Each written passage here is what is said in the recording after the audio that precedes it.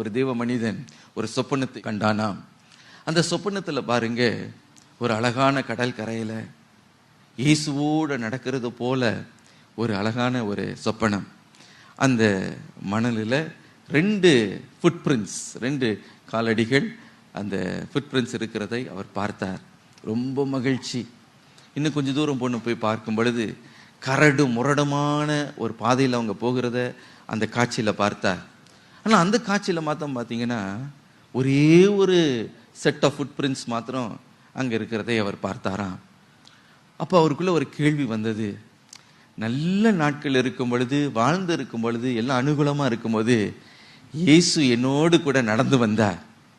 ஆனால் இந்த கரடு முரடும் வேதனையும் கஷ்டமும் நெருக்கமும் துயரமும் முட்கள் நிறைந்த பாதையில் நான் நடக்கும்போது ஒரே ஒரு காலடிகள் தானே இருக்கிறது. அப்போ இயேசு அந்த நேரத்தில் என்ன கைவிட்டு விட்டாரோ என்று இருதயத்தில் கலங்கி ஆண்டவரை பார்த்து சொன்னாராம், ஆண்டவரே, நல்ல நாளிலெல்லாம் நடந்து வந்தீங்க, ஆனால் கஷ்ட நேரத்தில் என்ன கைவிட்டிருப்பாருங்கப்பா, என்னோட நடக்கலையே அப்படின்னாராம். அப்படி ஆண்டவர் சொன்னாராம், அந்த பாதப்படிகள் உன்னுடைய பாதப்படிகள் அல்ல, அது என்னுடைய பாதப்படிகள். நீ அந்த பாதையில் நடக்கும் பொழுது நானே உன்னை சுமந்தேன் என்பதை நீ மறந்து போகாதே என்று சொன்னாராம். ஆம் பிரியமானவர்களே, அவர் உங்களை சுமந்து கொண்டு வந்தார், அவர் உங்களோடு கூட நடந்து வந்தார், அவர் உங்களை தாங்கினார், அவர் தப்புவித்தார்.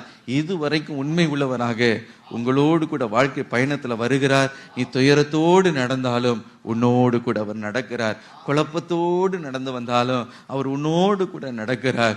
அல்லேலூயா. நீ பயத்தோடு நடந்தாலும் அவர் உன்னோடு கூட அவர் நடந்து வருகிறார். அதுக்கு என்ன காரணம் என்றால் அவர் உயிரோடு கூட இருக்கிறார். அல்லேலூயா.